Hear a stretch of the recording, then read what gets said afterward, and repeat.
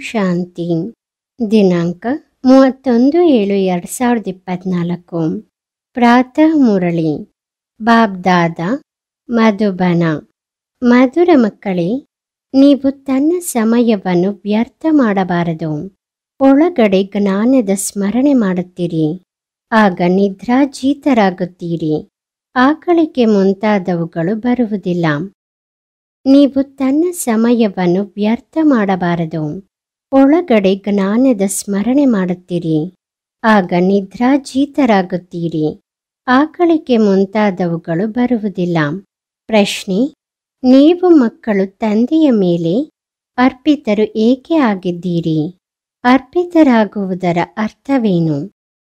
ನೀವು ಮಕ್ಕಳು ತಂದೆಯ ಮೇಲೆ ಅರ್ಪಿತರು ಏಕೆ ಆಗಿದ್ದೀರಿ? ಅರ್ಪಿತರಾಗುವುದರ ಅರ್ಥವೇನು? ಉತ್ತರ: ಅರ್ಪಿತರಾಗುವುದು ಅಂದರೆ ತಂದೆಯ ನೆನಪಿನಲ್ಲಿ ಸಮಾವೇಶ ಆಗುವುದು. ಯಾವಾಗ ನೆನಪಿನಲ್ಲಿ ಸಮಾವೇಶ ಆಗುತ್ತೀರೋ ಆಗ ಆತ್ಮರೂಪಿ ಬ್ಯಾಟರಿ ಚಾರ್ಜ್ ಆಗುತ್ತದೆ. ಆತ್ಮರೂಪಿ ಬ್ಯಾಟರಿ ನಿರಾಕಾರ ತಂದೆಯೊಂದಿಗೆ ಜೋಡಣೆ ಆಗುತ್ತದೆ. ಆಗ ಬ್ಯಾಟರಿ ಚಾರ್ಜ್ ಆಗುತ್ತದೆ. ವಿಕರ್ಮ ವಿನಾಶವಾಗುತ್ತದೆ. ಸಂಪಾದನೆ ಜಮಾ ಆಗುತ್ತದೆ. ಓಂ ಶಾಂತಿ. ಆತ್ಮೀಯ ತಂದೆ ಕುಳಿತು ಆತ್ಮೀಯ ಮಕ್ಕಳಿಗೆ ತಿಳಿಸುತ್ತಾರೆ, ಈಗ ಇಲ್ಲಿ ನೀವು ಶರೀರದ ಜೊತೆ ಕುಳಿತುಕೊಂಡಿದ್ದೀರಿ. ಮೃತ್ಯುಲೋಕದಲ್ಲಿ ಇದು ಅಂತಿಮ ಶರೀರ ಆಗಿದೆ ಎಂದು ತಿಳಿಯುತ್ತೀರಿ. ಅನಂತರ ಏನಾಗುತ್ತದೆ? ಅನಂತರ ತಂದೆಯ ಜೊತೆ ಶಾಂತಿಧಾಮದಲ್ಲಿ ಒಟ್ಟಿಗೆ ಇರುತ್ತೇವೆ. ಈ ಶರೀರ ಇರುವುದಿಲ್ಲ. ಅನಂತರ ಸ್ವರ್ಗಕ್ಕೆ ಕ್ರಮಾನುಬದ್ಧ ಪುರುಷಾರ್ಥಕ್ಕನುಸಾರವಾಗಿ ಬರುತ್ತೇವೆ. ಎಲ್ಲರಂತೂ ಒಟ್ಟಿಗೆ ಬರುವುದಿಲ್ಲ.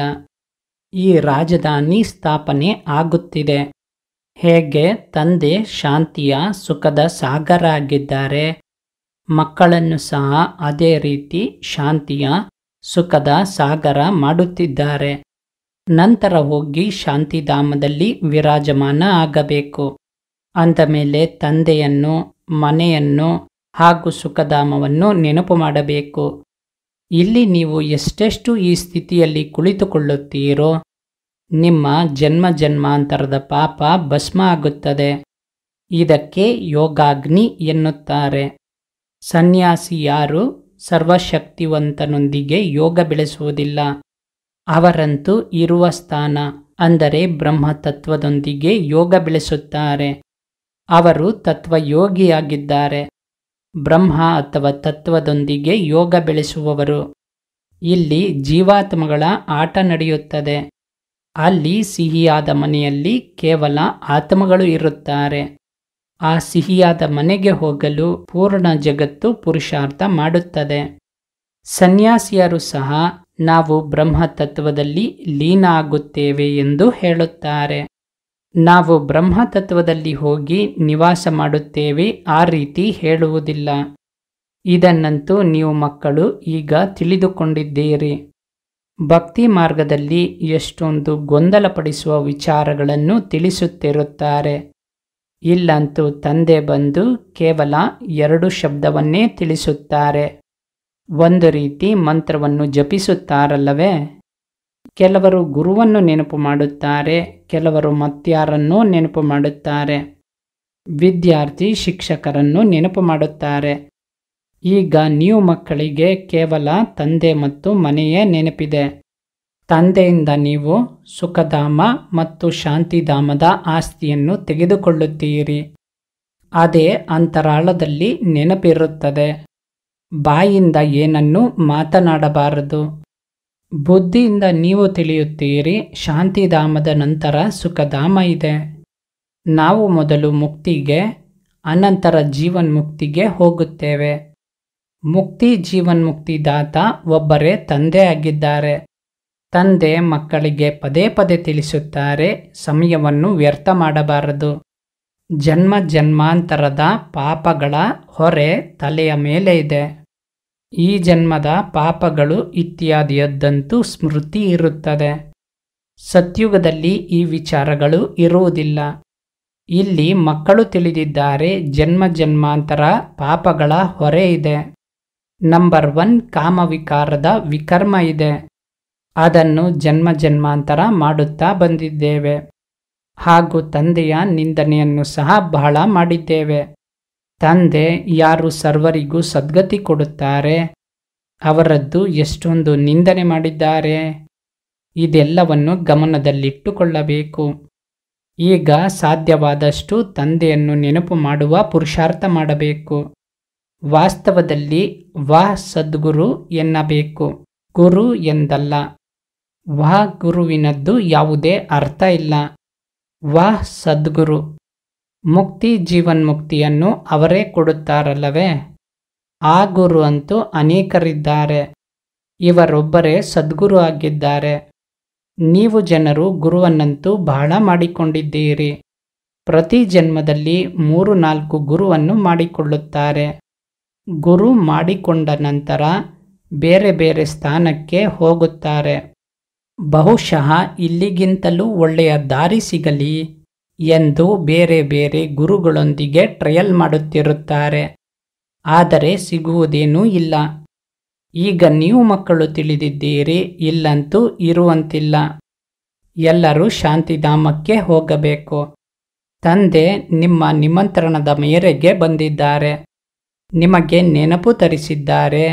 ನೀವು ನನಗೆ ಹೇಳಿದ್ದೀರಿ, ಬನ್ನಿ ನಮ್ಮನ್ನು ಪತಿತರಿಂದ ಪಾವನ ಮಾಡಿ ಎಂದು.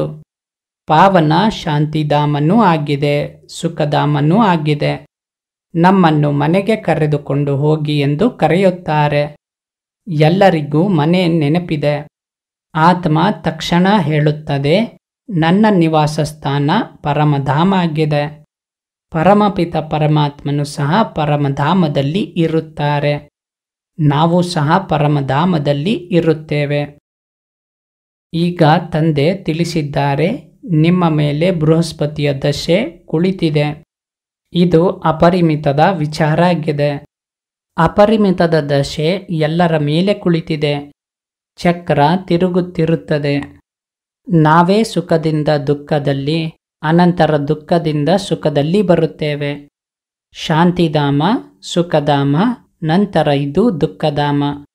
ಇದನ್ನು ಸಹ ಈಗ ನೀವು ಮಕ್ಕಳು ತಿಳಿದುಕೊಂಡಿದ್ದೀರಿ.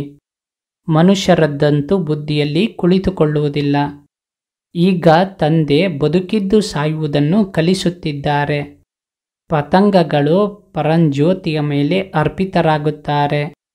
ಕೆಲವರು ಅವರ ಮೇಲೆ ಪ್ರಿಯತಮೆಯರಾಗಿ ಸುಟ್ಟು ಹೋಗುತ್ತಾರೆ, ಅರ್ಪಿತರಾಗುತ್ತಾರೆ. ಕೆಲವರು ನಂತರ ಸುತ್ತಾಕಿಕೊಂಡು ಹೊರಟು ಹೋಗುತ್ತಾರೆ. ಇವರು ಸಹ ಬ್ಯಾಟರಿ ಅಲ್ಲವೇ? ಎಲ್ಲರ ಬುದ್ಧಿಯೋಗ ಆ ಒಬ್ಬರ ಜೊತೆಗೆ ಇದೆ. ನಿರಾಕಾರ ತಂದೆಯ ಜೊತೆಗೆ ಒಂದು ರೀತಿ ಬ್ಯಾಟರಿ ಜೋಡಣೆಯಾಗಿದೆ. ಈ ಆತ್ಮದಂತೂ ಬಹಳ ಸಮೀಪ ಇದೆ. ಆದ್ದರಿಂದ ಬಹಳ ಸಹಜ ಆಗುತ್ತದೆ. ತಂದೆಯನ್ನು ನೆನಪು ಮಾಡುವುದರಿಂದ ನಿಮ್ಮ ಬ್ಯಾಟರಿ ಚಾರ್ಜ್ ಆಗುತ್ತಾ ಹೋಗುತ್ತದೆ. ನೀವು ಮಕ್ಕಳಿಗೆ ಸ್ವಲ್ಪ ಕಷ್ಟ ಆಗುತ್ತದೆ. ಇವರಿಗೆ ಸಹಜ ಆಗಿದೆ. ಆದರೂ ಸಹ ಇವರು ಪುರುಷಾರ್ಥವನ್ನಂತೂ ಮಾಡಬೇಕು. ಎಷ್ಟು ನೀವು ಮಕ್ಕಳು ಮಾಡಬೇಕಾಗುತ್ತದೆಯೋ ಅಷ್ಟು. ಇವರೆಷ್ಟು ಸಮೀಪ ಇದ್ದಾರೆ ಅಷ್ಟು ನಂತರ ಬಹಳ ಜವಾಬ್ದಾರಿಯ ಹೊರೆ ಇದೆ. ಯಾರ ತಲೆಯ ಮೇಲೆ ಜವಾಬ್ದಾರಿಯ ಹೊರೆ ಇದೆ ಅವರಿಗೆ ನಿದ್ದೆ ಸಹ ಬರುವುದಿಲ್ಲ ಎಂಬ ಗಾಯನ ಸಹ ಇದೆ. ಇವರ ಮೇಲಂತೂ ಬಹಳ ಜವಾಬ್ದಾರಿಯ ಹೊರೆ ಇದೆ ಅಲ್ಲವೇ? ತಂದೆಯಂತೂ ಇರುವುದೇ ಸಂಪೂರ್ಣ. ಇವರು ಸಂಪೂರ್ಣ ಆಗಬೇಕು. ಇವರು ಎಲ್ಲರ ಬಗ್ಗೆ ಹೆಚ್ಚಿನ ಗಮನ ಕೊಡಬೇಕಾಗುತ್ತದೆ. ಬಲೆ ಇಬ್ಬರು ಒಟ್ಟಿಗೆ ಇದ್ದಾರೆ. ಆದರೂ ಸಹ ಆಲೋಚನೆಯಂತೂ ನಡೆಯುತ್ತದಲ್ಲವೇ? ಹೆಣ್ಣು ಮಕ್ಕಳ ಮೇಲೆ ಎಷ್ಟೊಂದು ಏಟು ಬೀಳುತ್ತದೆ. ಅಂದ ಮೇಲೆ ಒಂದು ರೀತಿ ದುಃಖ ಆಗುತ್ತದೆ. ಕರ್ಮಾತೀತ ಸ್ಥಿತಿಯಂತೂ ಅಂತ್ಯದಲ್ಲಿ ಆಗುತ್ತದೆ. ಅಲ್ಲಿಯ ತನಕ ಆಲೋಚನೆ ನಡೆಯುತ್ತದೆ. ಹೆಣ್ಣು ಮಕ್ಕಳ ಪತ್ರ ಬರುವುದಿಲ್ಲವೆಂದರೆ ಅನಾರೋಗ್ಯವಂತೂ ಆಗಿಲ್ಲವೇ ಎಂಬ ಆಲೋಚನೆ ಇರುತ್ತದೆ. ಸರ್ವೀಸ್ನ ಸಮಾಚಾರ ಬರುವುದರಿಂದ ತಂದೆ ಖಂಡಿತ ಅವರನ್ನು ನೆನಪು ಮಾಡುತ್ತಾರೆ. ಬಾಬಾ ಈ ತನುವಿನಿಂದ ಸೇವೆ ಮಾಡುತ್ತಾರೆ. ಕೆಲವೊಮ್ಮೆ ಮುರಳಿಯನ್ನು ಸ್ವಲ್ಪ ನುಡಿಸುತ್ತಾರೆ. ಹಾಗಂತೂ ಭಲೆ 3-4 ದಿನ ಮುರಳಿ ಬರದೇ ಇರಬಹುದು. ನಿಮ್ಮ ಬಳಿ ಜ್ಞಾನದ ಬಿಂದು ಇರುತ್ತದೆ. ನೀವು ಸಹ ತನ್ನ ಡೈರಿಯನ್ನು ನೋಡಿಕೊಳ್ಳಬೇಕು. ಬ್ಯಾಡ್ಜ್ನ ಮೇಲೆ ನೀವು ಚೆನ್ನಾಗಿ ತಿಳಿಸಬಹುದು. ಯಾವಾಗ ಆದಿ ಸನಾತನ ದೇವತಾ ಧರ್ಮ ಇತ್ತು, ಆಗ ಬೇರೆ ಯಾವುದೇ ಧರ್ಮ ಇರಲಿಲ್ಲ. ವೃಕ್ಷದ ಚಿತ್ರ ಸಹ ಖಂಡಿತ ಜೊತೆಯಲ್ಲಿರಬೇಕು. ವಿಭಿನ್ನ ಧರ್ಮಗಳ ರಹಸ್ಯವನ್ನು ತಿಳಿಸಬೇಕಾಗುತ್ತದೆ. ಮೊಟ್ಟ ಮೊದಲು ಒಂದು ಅದ್ವೈತ ಧರ್ಮ ಇತ್ತು. ವಿಶ್ವದಲ್ಲಿ ಸುಖ, ಶಾಂತಿ, ಪವಿತ್ರತೆ ಇತ್ತು. ತಂದೆಯಿಂದಲೇ ಆಸ್ತಿ ಸಿಗುತ್ತದೆ. ಏಕೆಂದರೆ ತಂದೆ ಶಾಂತಿಯ ಸಾಗರ, ಸುಖದ ಸಾಗರ ಅಲ್ಲವೇ? ಮೊದಲು ನೀವು ಸಹ ಏನನ್ನೂ ತಿಳಿದುಕೊಂಡಿರಲಿಲ್ಲ. ಈಗ ಹೇಗೆ ತಂದೆಯ ಬುದ್ಧಿಯಲ್ಲಿ ಇದೆಲ್ಲ ಇದೆ, ಅದೇ ರೀತಿ ನೀವು ಸಹ ಆಗುತ್ತೀರಿ. ಸುಖದ, ಶಾಂತಿಯ ಸಾಗರ ನೀವು ಸಹ ಆಗುತ್ತೀರಿ. ತನ್ನ ಲೆಕ್ಕಪತ್ರವನ್ನು ನೋಡಿಕೊಳ್ಳಬೇಕು. ಯಾವ ಮಾತಿನಲ್ಲಿ ಕೊರತೆ ಇದೆ? ನಾನು ನಿಜವಾಗಿಯೂ ಪ್ರೇಮದ ಸಾಗರ ಆಗಿದ್ದೀನಾ? ಯಾವುದೇ ಅಂತಹ ನಡವಳಿಕೆ ಅಂತೂ ಇಲ್ಲವೇ? ಯಾವುದರಿಂದ ಯಾರೂ ಬೇಸರ ಆಗುವುದಿಲ್ಲವೇ? ತನ್ನ ಮೇಲೆ ದೃಷ್ಟಿಯನ್ನಿಟ್ಟುಕೊಳ್ಳಬೇಕು. ಈ ರೀತಿ ತಿಳಿದುಕೊಳ್ಳಬಾರದು. ಬಾಬಾ ಆಶೀರ್ವಾದ ಮಾಡಿದರೆ ನೀವು ಈ ರೀತಿ ದೇವತೆ ಆಗುತ್ತೀರಿ ಎಂದು. ಇಲ್ಲ, ತಂದೆ ಹೇಳುತ್ತಾರೆ, ನಾನು ಡ್ರಾಮಾನುಸಾರವಾಗಿ ನನ್ನ ಸಮಯಕ್ಕೆ ಬಂದಿದ್ದೇನೆ. ಈ ನನ್ನ ಕಾರ್ಯಕ್ರಮ ಕಲ್ಪಕಲ್ಪದ್ದಾಗಿದೆ. ಈ ಜ್ಞಾನವನ್ನು ಮತ್ಯಾರೂ ಕೊಡಲು ಸಾಧ್ಯವಿಲ್ಲ. ಸತ್ ತಂದೆ, ಸತ್ ಶಿಕ್ಷಕ, ಸದ್ಗುರು ಒಬ್ಬರೇ ಆಗಿದ್ದಾರೆ. ಇದೂ ಸಹ ಪರಿಪಕ್ವ ನಿಶ್ಚಯ ಇದೆ. ಅಂದ ಮೇಲೆ ನಿಮ್ಮ ವಿಜಯ ಇದೆ. ಇಷ್ಟೊಂದು ಅನೇಕ ಧರ್ಮ ಯಾವುದಿದೆ, ಅದೆಲ್ಲದರ ವಿನಾಶ ಆಗಲೇಬೇಕು. ಯಾವಾಗ ಸತ್ಯಯುಗಿ ಸೂರ್ಯವಂಶಿ ಮನೆತನ ಇತ್ತು, ಆಗ ಬೇರೆ ಯಾವುದೇ ಮನೆತನ ಇರಲಿಲ್ಲ. ನಂತರನೂ ಅದೇ ರೀತಿ ಆಗುತ್ತದೆ. ಇಡೀ ದಿನ ಹೀಗೆಲ್ಲ ತನ್ನೊಂದಿಗೆ ಮಾತುಗಳನ್ನಾಡುತ್ತೀರಿ. ಜ್ಞಾನದ ಬಿಂದುಗಳು ಒಳಗಡೆ ತೊಟ್ಟಿಕ್ಕುತ್ತಿರಬೇಕು. ಖುಷಿ ಇರಬೇಕು. ತಂದೆಯಲ್ಲಿ ಜ್ಞಾನ ಇದೆ, ಅದು ನಿಮಗೆ ಈಗ ಸಿಗುತ್ತಿದೆ. ಅದನ್ನು ಧಾರಣೆ ಮಾಡಿಕೊಳ್ಳಬೇಕು. ಇದರಲ್ಲಿ ಸಮಯವನ್ನು ವ್ಯರ್ಥ ಮಾಡಬಾರದು. ರಾತ್ರಿಗೂ ಸಹ ಸಮಯ ಸಿಗುತ್ತದೆ. ನೋಡಲಾಗುತ್ತದೆ, ಆತ್ಮ ಇಂದ್ರಿಯಗಳಿಂದ ಕೆಲಸ ಮಾಡುತ್ತಾ ಮಾಡುತ್ತಾ ಸುಸ್ತಾಗಿ ಹೋದಾಗ ನಂತರ ಮಲಗುತ್ತದೆ. ತಂದೆ ನಿಮ್ಮ ಭಕ್ತಿ ಮಾರ್ಗದ ಎಲ್ಲ ಸುಸ್ತನ್ನು ದೂರ ಮಾಡಿ ಸುಸ್ತಿಲ್ಲದವರನ್ನಾಗಿ ಮಾಡುತ್ತಿದ್ದಾರೆ. ಹೇಗೆ ರಾತ್ರಿ ಆತ್ಮ ಸುಸ್ತಾಗಿ ಹೋದಾಗ ಶರೀರದಿಂದ ಬೇರೆ ಆಗುತ್ತದೆ, ಅದಕ್ಕೆ ನಿದ್ರೆ ಎನ್ನುತ್ತಾರೆ. ಮಲಗುವವರು ಯಾರು? ಆತ್ಮದ ಜೊತೆ ಕರ್ಮೇಂದ್ರಿಯ ಸಹ ಮಲಗುತ್ತದೆ. ಅಂದ ಮೇಲೆ ರಾತ್ರಿ ಮಲಗುವ ಸಮಯ ತಂದೆಯನ್ನು ನೆನಪು ಮಾಡಿ ಹೀಗೆಲ್ಲ ಆಲೋಚನೆ ಮಾಡುತ್ತಾ ಮಲಗಬೇಕು. ಅಂತ್ಯದಲ್ಲಿ ಹಗಲು ರಾತ್ರಿ ನೀವು ನಿದ್ದೆಯನ್ನು ಗೆಲ್ಲುವವರಾಗುವ ಸಾಧ್ಯತೆ ಇದೆ. ನಂತರ ನೆನಪಿನಲ್ಲಿಯೂ ಇರುತ್ತೀರಿ. ಬಹಳ ಖುಷಿ ಇರುತ್ತದೆ. 84ರ ಚಕ್ರವನ್ನು ತಿರುಗಿಸುತ್ತೀರಿ. ಹಾಕಳಿಕೆ ಅಥವಾ ತೂಕಡಿಕೆ ಇತ್ಯಾದಿ ಬರುವುದಿಲ್ಲ. ಹೇ ನಿದ್ದೆಯನ್ನು ಗೆಲ್ಲುವಂತಹ ಮಕ್ಕಳೇ, ಸಂಪಾದನೆಯಲ್ಲಿ ಎಂದಿಗೂ ನಿದ್ದೆ ಮಾಡಬಾರದು. ಯಾವಾಗ ಜ್ಞಾನದಲ್ಲಿ ಮಸ್ತರಾಗುತ್ತೀರೋ ಆಗ ಆ ಸ್ಥಿತಿ ನಿಮ್ಮದಾಗಿರುತ್ತದೆ. ಇಲ್ಲಿ ನೀವು ಸ್ವಲ್ಪ ಸಮಯ ಕುಳಿತುಕೊಳ್ಳುತ್ತೀರೆಂದರೆ ಎಂದಿಗೂ ಹಾಕಳಿಕೆ ಅಥವಾ ತೂಕಡಿಕೆ ಬರಬಾರದು. ಬೇರೆ ಬೇರೆ ಕಡೆ ಗಮನ ಹೋಗುವುದರಿಂದ ಹಾಕಳಿಕೆ ಬರುತ್ತದೆ. ನೀವು ಮಕ್ಕಳು ಇದನ್ನು ಗಮನದಲ್ಲಿಟ್ಟುಕೊಳ್ಳಬೇಕು. ನಾವು ಅನ್ಯರನ್ನು ಸಹ ತನ್ನ ಸಮಾನ ಮಾಡಿಕೊಳ್ಳಬೇಕು. ಪ್ರಜೆ ಅಂತೂ ಬೇಕಲ್ಲವೇ? ಇಲ್ಲದೆ ಹೋದರೆ ರಾಜ ಹೇಗೆ ಆಗುತ್ತೇವೆ? ಧನ ಕೊಟ್ಟರೆ ಧನ ಕುಗ್ಗುವುದಿಲ್ಲ. ಅನ್ಯರಿಗೆ ತಿಳಿಸುತ್ತಾ ದಾನ ಕೊಡುತ್ತಿದ್ದರೆ ಎಂದಿಗೂ ಕುಗ್ಗುವುದಿಲ್ಲ. ಇಲ್ಲವೆಂದರೆ ಜಮಾ ಆಗುವುದಿಲ್ಲ. ಮನುಷ್ಯರಂತೂ ಬಹಳ ಜಿಪುಣರಾಗಿರುತ್ತಾರೆ. ಧನದ ಮೇಲೆ ಬಹಳ ಹೊಡೆದಾಟ, ಜಗಳ ಆಗುತ್ತದೆ. ಇಲ್ಲಿ ತಂದೆ ಹೇಳುತ್ತಾರೆ, ನಿಮಗೆ ನಾನು ಈ ಅವಿನಾಶಿ ಧನವನ್ನು ಕೊಡುತ್ತೇನೆ. ಅನಂತರ ನೀವು ಅನ್ಯರಿಗೆ ಕೊಡುತ್ತೀರಿ. ಇದರಲ್ಲಿ ಜಿಪುಣರಾಗಬಾರದು. ದಾನ ಕೊಡುವುದಿಲ್ಲ ಅಂದರೆ ಇಲ್ಲ ಎಂದರ್ಥ. ಈ ಸಂಪಾದನೆ ಯಾವ ರೀತಿ ಇದೆ ಎಂದರೆ ಇದರಲ್ಲಿ ಹೊಡೆದಾಟ ಇತ್ಯಾದಿಯ ವಿಚಾರ ಇಲ್ಲ. ಇದಕ್ಕೆ ಗುಪ್ತ ಎನ್ನುತ್ತಾರೆ. ನೀವು ಗುಪ್ತ ಯೋಧರಾಗಿದ್ದೀರಿ. 5 ವಿಕಾರಗಳ ಜೊತೆಗೆ ನೀವು ಹೊಡೆದಾಡುತ್ತೀರಿ. ನಿಮಗೆ ಗುಪ್ತ ಯೋಧರು ಎನ್ನುತ್ತಾರೆ. ಕಾಲಾಳುಗಳ ಸೇನೆ ಬಹಳ ಇರುತ್ತದೆ. ಇಲ್ಲಿಯೂ ಸಹ ಅದೇ ರೀತಿ ಇದೆ. ಪ್ರಜೆಗಳು ಅನೇಕರಿದ್ದಾರೆ. ಉಳಿದಂತೆ ಕ್ಯಾಪ್ಟನ್, ಮೇಜರ್ ಇತ್ಯಾದಿ ಎಲ್ಲರೂ ಇದ್ದಾರೆ. ನೀವು ಸೇನೆಯಾಗಿದ್ದೀರಿ, ಅದರಲ್ಲಿಯೂ ಕ್ರಮಾನುಸಾರವಾಗಿದ್ದಾರೆ.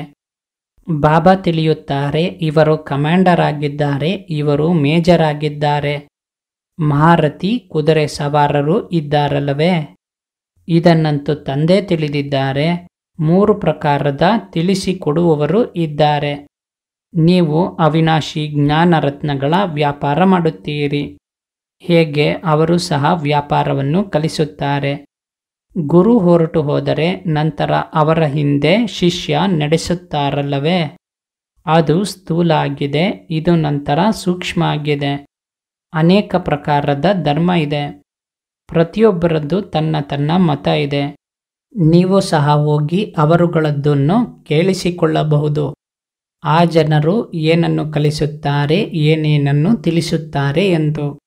ತಂದೆ ಅಂತೂ ನಿಮಗೆ 84ರ ಚಕ್ರದ ಕಥೆಯನ್ನು ತಿಳಿಸುತ್ತಾರೆ. ನೀವು ಮಕ್ಕಳಿಗಷ್ಟೇ ತಂದೆ ಬಂದು ಆಸ್ತಿ ಕೊಡುತ್ತಾರೆ. ಇದು ಡ್ರಾಮಾದಲ್ಲಿ ನಿಗದಿಯಾಗಿದೆ. ಈಗ ಕಲಿಯುಗದ ಅಂತ್ಯದವರೆಗೂ ಆತ್ಮಗಳು ಬರುತ್ತಿರುತ್ತಾರೆ, ವೃದ್ಧಿಯನ್ನು ಹೊಂದುತ್ತಿರುತ್ತಾರೆ. ಎಲ್ಲಿಯ ತನಕ ತಂದೆ ಇಲ್ಲಿ ಇದ್ದಾರೆ, ಸಂಖ್ಯೆ ಹೆಚ್ಚುತ್ತಲೇ ಹೋಗುತ್ತದೆ. ನಂತರ ಇಷ್ಟೆಲ್ಲ ಮಂದಿ ಎಲ್ಲಿ ಇರುತ್ತಾರೆ, ಎಲ್ಲಿ ಊಟ ಮಾಡುತ್ತಾರೆ? ಎಲ್ಲ ಲೆಕ್ಕವನ್ನು ಇಡಬೇಕಾಗುತ್ತದಲ್ಲವೇ? ಅಲ್ಲಂತೂ ಇಷ್ಟೊಂದು ಮನುಷ್ಯರು ಇರುವುದಿಲ್ಲ. ತಿನ್ನುವಂಥವರೇ ಕಡಿಮೆ ಇದ್ದಾರೆ. ಎಲ್ಲರದ್ದು ತನ್ನ ತನ್ನ ಹೊಲ ಗದ್ದೆ ಇರುತ್ತದೆ. ದವಸ ಧಾನ್ಯವನ್ನಿಟ್ಟುಕೊಂಡು ಏನು ಮಾಡುತ್ತಾರೆ? ಅಲ್ಲಿ ಮಳೆ ಇತ್ಯಾದಿಗಾಗಿ ಯಜ್ಞ ಇತ್ಯಾದಿಯನ್ನು ಮಾಡಬೇಕಾಗುವುದಿಲ್ಲ. ಹೇಗೆ ಇಲ್ಲಿ ಮಾಡುತ್ತಾರೋ ಹಾಗೆ. ಈಗ ತಂದೆ ಯಜ್ಞವನ್ನು ರಚಿಸಿದ್ದಾರೆ. ಪೂರ್ಣ ಹಳೆಯ ಸೃಷ್ಟಿ ಯಜ್ಞದಲ್ಲಿ ಸ್ವಹ ಆಗಬೇಕಿದೆ. ಇದು ಅಪರಿಮಿತದ ಯಜ್ಞ ಆಗಿದೆ. ಆ ಜನರು ಸೀಮಿತದ ಯಜ್ಞವನ್ನು ಮಳೆಗಾಗಿ ರಚಿಸುತ್ತಾರೆ. ಮಳೆ ಬಂದಿತೆಂದರೆ ಖುಷಿಯಾದರೂ ಯಜ್ಞದ ಸಫಲತೆ ಆಯಿತು. ಬರದೆ ಹೋದರೆ ದವಸ ಧಾನ್ಯ ಇರುವುದಿಲ್ಲ, ಬರಗಾಲ ಆಗುತ್ತದೆ. ಬಲೆ, ಯಜ್ಞ ಇತ್ಯಾದಿಯನ್ನು ರಚಿಸುತ್ತಾರೆ. ಆದರೆ ಮಳೆ ಬರದೆ ಹೋದರೆ ಏನು ತಾನೇ ಮಾಡಲು ಸಾಧ್ಯ? ಆಪತ್ತುಗಳಂತೂ ಎಲ್ಲ ಬರುವುದಿದೆ. ಧಾರಾಕಾರ ಮಳೆ, ಭೂಕಂಪ ಇದೆಲ್ಲ ಆಗಬೇಕು. ಡ್ರಾಮಾದ ಚಕ್ರವನ್ನಂತೂ ನೀವು ಮಕ್ಕಳು ತಿಳಿದುಕೊಂಡಿದ್ದೀರಿ. ಈ ಚಕ್ರ ಸಹ ಬಹಳ ದೊಡ್ಡದು ಇರಬೇಕು. ಜಾಹೀರಾತನ್ನು ದೊಡ್ಡ ದೊಡ್ಡ ಸ್ಥಾನಗಳಲ್ಲಿ ಹಾಕಿದರೆ ಗಣ್ಯ ವ್ಯಕ್ತಿಗಳು ಓದುತ್ತಾರೆ. ನಿಜವಾಗಿಯೂ ಈಗ ಪುರುಷೋತ್ತಮ ಸಂಗಮಯುಗ ಆಗಿದೆ ಎಂದು ತಿಳಿದುಕೊಳ್ಳುತ್ತಾರೆ. ಕಲಿಯುಗದಲ್ಲಿ ಬಹಳ ಮನುಷ್ಯರಿದ್ದಾರೆ. ಸತ್ಯುಗದಲ್ಲಿ ಕಡಿಮೆ ಮನುಷ್ಯರು ಇರುತ್ತಾರೆ. ಅಂದಮೇಲೆ ಬಾಕಿ ಇಷ್ಟೆಲ್ಲ ಮಂದಿ ಖಂಡಿತ ಸಮಾಪ್ತಿಯಾಗುತ್ತಾರೆ. ಶಿವ ಜಯಂತಿ ಅಂದರೇನೆ ಸ್ವರ್ಗದ ಜಯಂತಿ, ಲಕ್ಷ್ಮೀನಾರಾಯಣನ ಜಯಂತಿ. ವಿಚಾರ ಅಂತೂ ಬಹಳ ಸಹಜ ಆಗಿದೆ. ಶಿವ ಜಯಂತಿಯನ್ನು ಆಚರಿಸಲಾಗುತ್ತದೆ. ಅವರು ವಿಶ್ವಪಿತ ತಂದೆ ಆಗಿದ್ದಾರೆ. ಅವರಿಂದಲೇ ಸ್ವರ್ಗದ ಸ್ಥಾಪನೆ ಆಗಿತ್ತು. ನೆನ್ನೆಯ ಮಾತಾಗಿದೆ. ನೀವು ಸ್ವರ್ಗವಾಸಿ ಆಗಿದ್ದೀರಿ. ಇದಂತೂ ಬಹಳ ಸಹಜವಾದ ವಿಚಾರ ಆಗಿದೆ. ಮಕ್ಕಳು ಚೆನ್ನಾಗಿ ತಿಳಿದುಕೊಂಡು ಹಾಗೂ ತಿಳಿಸಬೇಕು. ಖುಷಿಯಲ್ಲಿಯೂ ಇರಬೇಕು. ಈಗ ನಾವು ಸದಾಕಾಲಕ್ಕಾಗಿ ಅನಾರೋಗ್ಯದಿಂದ ಬಿಡುಗಡೆ ಹೊಂದಿ 100% ಆರೋಗ್ಯ ಐಶ್ವರ್ಯವಂತರಾಗುತ್ತೇವೆ. ಬಾಕಿ ಸ್ವಲ್ಪ ಸಮಯ ಇದೆ. ಬಲೆ, ಎಷ್ಟಾದರೂ ದುಃಖ, ಮೃತ್ಯು ಇತ್ಯಾದಿ ಇರಲಿ, ನೀವು ಆ ಸಮಯ ಬಹಳ ಖುಷಿಯಲ್ಲಿರುತ್ತೀರಿ. ನೀವು ತಿಳಿಯುತ್ತೀರಿ, ಮೃತ್ಯು ಅಂತೂ ಆಗಲೇಬೇಕು. ಕಲ್ಪಕಲ್ಪದ ಇದು ಆಟ ಆಗಿದೆ. ಚಿಂತೆ ಯಾವುದೂ ಇರುವುದಿಲ್ಲ. ಯಾರು ಪರಿಪಕ್ವ ಆಗಿದ್ದಾರೆ ಅವರು ಎಂದಿಗೂ ಅಯ್ಯೋ ಅಯ್ಯೋ ಎನ್ನುವುದಿಲ್ಲ. ಮನುಷ್ಯರು ಯಾರದ್ದಾದರೂ ಆಪರೇಷನ್ ಇತ್ಯಾದಿಯನ್ನು ನೋಡಿದಾಗ ತಲೆ ತಿರುಗುತ್ತದೆ. ಈಗಂತೂ ಎಷ್ಟೊಂದು ದೊಡ್ಡ ಮೃತ್ಯು ಆಗುತ್ತದೆ. ಈಗ ನೀವು ಮಕ್ಕಳು ತಿಳಿಯುತ್ತೀರಿ, ಇದೆಲ್ಲ ಆಗಲೇಬೇಕಿದೆ. ಬೆಕ್ಕೆಗೆ ಚೆಲ್ಲಾಟ, ಇಲಿಗೆ ಪ್ರಾಣ ಸಂಕಟ ಎಂಬ ಗಾಯನ ಸಹ ಇದೆ. ಈ ಹಳೆಯ ಜಗತ್ತಿನಲ್ಲಂತೂ ಬಹಳ ದುಃಖವನ್ನು ಹೊಂದಿದ್ದಾರೆ. ಈಗ ಹೊಸ ಜಗತ್ತಿಗೆ ಹೋಗಬೇಕು. ಒಳ್ಳೆಯದು. ಮಧುರಾತಿ ಮಧುರ ಅಗಲಿ ಸಿಕ್ಕಿರುವ ಮಕ್ಕಳ ಪ್ರತಿ ಮಾತಾಪಿತಾ ಬಾಬ್ದಾದಾರವರ ನೆನಪು, ಪ್ರೀತಿ ಹಾಗೂ ಸುಪ್ರಭಾತ. ಆತ್ಮೀಯ ಮಕ್ಕಳಿಗೆ ಆತ್ಮೀಯ ತಂದೆಯ ನಮಸ್ಕಾರ. ಆತ್ಮೀಯ ತಂದೆಗೆ ಆತ್ಮೀಯ ಮಕ್ಕಳ ನಮಸ್ಕಾರಗಳು. ಧಾರಣೆಗಾಗಿ ಮುಖ್ಯ ಸಾರ. ತಂದೆಯಿಂದ ಅವಿನಾಶಿ ಜ್ಞಾನಧನವನ್ನು ಪಡೆದುಕೊಂಡು ಅನ್ಯರಿಗೆ ದಾನ ಮಾಡಬೇಕು. ಜ್ಞಾನ ದಾನ ಮಾಡುವುದರಲ್ಲಿ ಜಿಪುಣರಾಗಬಾರದು. ಜ್ಞಾನದ ಬಿಂದುಗಳು ಒಳಗಡೆ ತೊಟ್ಟಿಕ್ಕುತ್ತಿರಲಿ. ರಾಜ ಆಗಲು ಖಂಡಿತ ಪ್ರಜೆಯನ್ನು ಮಾಡಿಕೊಳ್ಳಬೇಕು. 2. ತನ್ನ ಲೆಕ್ಕಪತ್ರವನ್ನು ನೋಡಿಕೊಳ್ಳಬೇಕು. ಮೊದಲನೆಯದ್ದು, ನಾನು ತಂದೆ ಸಮಾನ ಪ್ರೇಮದ ಸಾಗರ ಆಗಿದ್ದೀನಾ? ಎರಡನೆಯದ್ದು, ಎಂದಿಗೂ ಯಾರಿಗೂ ಬೇಸರವನ್ನಂತೂ ಮಾಡುವುದಿಲ್ಲವೇ? ಮೂರನೆಯದ್ದು, ತನ್ನ ನಡವಳಿಕೆಯ ಮೇಲೆ ಪೂರ್ಣ ದೃಷ್ಟಿ ಇದೆಯೇ? ವರದಾನ: ಜ್ಞಾನದ ಜೊತೆ ಗುಣಗಳನ್ನು ಪ್ರಕಟ ಮಾಡಿಕೊಂಡು ಸರ್ವಗುಣ ಸಂಪನ್ನರಾಗುವಂತಹ ಗುಣಮೂರ್ತಿಯಾಗಿರಿ. ಜ್ಞಾನದ ಜೊತೆ ಗುಣಗಳನ್ನು ಪ್ರಕಟ ಮಾಡಿಕೊಂಡು ಸರ್ವಗುಣ ಸಂಪನ್ನರಾಗುವಂತಹ ಗುಣಮೂರ್ತಿಯಾಗಿರಿ. ಪ್ರತಿಯೊಬ್ಬರಲ್ಲಿ ಜ್ಞಾನ ಬಹಳ ಇದೆ, ಆದರೆ ಈಗ ಗುಣಗಳನ್ನು ಇಮರ್ಜ್ ಮಾಡಿಕೊಳ್ಳುವ ಅವಶ್ಯಕತೆ ಇದೆ.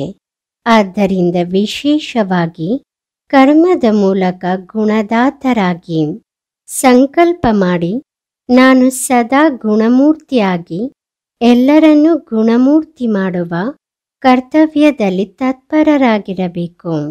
ಇದರಿಂದ ವ್ಯರ್ಥ ನೋಡುವ, ಕೇಳುವ ಅಥವಾ ಮಾಡುವ ಪುರುಸೊತ್ತು ಸಿಗುವುದಿಲ್ಲ. ಈ ವಿಧಿಯಿಂದ ಸ್ವಯಂನ ಹಾಗೂ ಸರ್ವರ ನಿಶ್ಶಕ್ತತೆಗಳು ಸಹಜವಾಗಿ ಸಮಾಪ್ತಿಯಾಗುತ್ತದೆ. ಆದ್ದರಿಂದ ಇದರಲ್ಲಿ ಪ್ರತಿಯೊಬ್ಬರೂ ತನ್ನನ್ನು ನಿಮಿತ್ತ ಮೊದಲನೇ ನಂಬರ್ ಎಂದು ತಿಳಿದು ಸರ್ವಗುಣ ಸಂಪನ್ನರಾಗುವ ಹಾಗೂ ಮಾಡುವ ಎಕ್ಸಾಂಪಲ್ ಆಗಿ.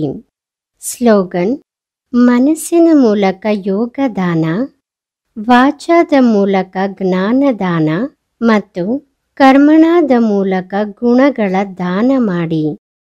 ಮನಸ್ಸಿನ ಮೂಲಕ ಯೋಗದಾನ, ವಾಚಾದ ಮೂಲಕ ಜ್ಞಾನದಾನ ಮತ್ತು ಕರ್ಮಣಾದ ಮೂಲಕ ಗುಣಗಳ ದಾನ ಮಾಡಿ. ಓಂ ಶಾಂತಿ.